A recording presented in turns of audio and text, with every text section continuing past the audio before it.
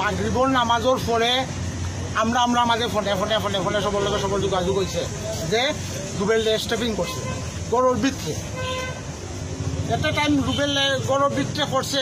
ভালোইয়া গেছে সে আইসে না আইসে এটা দেখালো সেগুলো পাইছি না আর কেউ যোগাযোগ করতে পারছে না তবে রুবেল বাড়ি আইয়া কইছে আমারে বাসাউরে পেটো ধরি আইয়া যে সময় কইছে তখন সিএনজি বাইও হলে লগে লগে সিএনজি মাতিছে ইলেকট্রিক এরা বাড়ি আইয়া সিএনজি তুলিয়া তারা ধরার পরে সেন্সলেস হয়ে গেছে এর পরবর্তীতে আর কোনো সেন্স আইছে না তবে লক্ষণে মনে হল যে গরুর ভিতরে হয়তো আরো ভিতরে দিছে কোনো মারামারি চুপিসারে মারামারি হয়েছে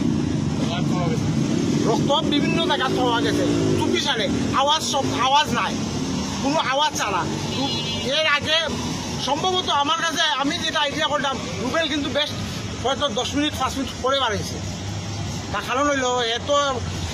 পরিবেশ পরিস্থিতি সব ঠান্ডা হওয়ার পরে হে হঠাৎ করে বাড়ে আমালে বা সাউরে কারণ তো হইল ঘটনাটা যে টাইম নাই ঘটনাটা আরও 10 মিনিট আগে হয়তো করছে টাইম হয়তো ওই সময় শেষ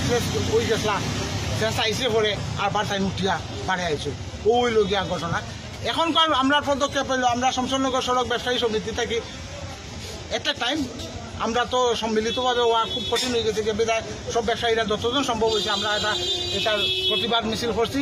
রুবেলের মৃত্যু সম্পর্কে আর আগামী শনিবারে আমরা 11টা থেকে 12টা পর্যন্ত শমশেরনগর সড়ক সকল দোকান বন্ধ থাকবে এই বন্ধ থাকার মুহূর্তকালীন সময়ে আমরা প্রতিবাদ মিছিল করে চমুনা যাব চমুনায় আমাদের মানববন্ধন করব ওইখানে আমাদের অবস্থান পরিষ্কার করব এবং আসামিকে যে কোনো মূল্যে 24 ঘন্টা 48 ঘন্টা যাই হোক আমরা ওই সময় এই সিদ্ধান্ত দেব ওই সময়ের ভিতরে যাতে আসামিদের ধরতে হবে গ্রেপ্তার করতে হবে তার উপযুক্ত বিচারের আওতায় নিয়ে আসতে হবে এই হলো আমাদের আজকের মুহূর্তের প্রোগ্রাম আমার নাম মোহাম্মদ বদরুল ইসলাম শমশেরনগর সড়ক ব্যবসায়ী সমিতির সাধারণ সম্পাদক আমি জানি আপনারা ইনশাআল্লাহ ইতিমধ্যেই সন্ত্রাসীকে গ্রেপ্তার করে বিচারের আওতায় আনবেন ইনশাআল্লাহ আপনাদের প্রতি সেই বিশ্বাস আমাদের আছে আমরা চাই না এই পরিশেষে আজকের রুবেল ভাইয়ের মৃত্যুর প্রতিবাদ সভায় যারা এসেছেন আমরা ব্যবসায়ী সমিতির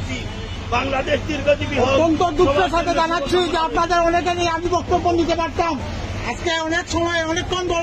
ধরে আমরা এখানে অবস্থান করছি এই হিসাবে অনেকেরই বক্তব্য দেওয়ার সুযোগ দিতে পারছি না ওই কারণে সড়ক ব্যবসায়ী সমিতির পক্ষ থেকে আপনাদের কাছে ক্ষমা চেয়ে নিচ্ছি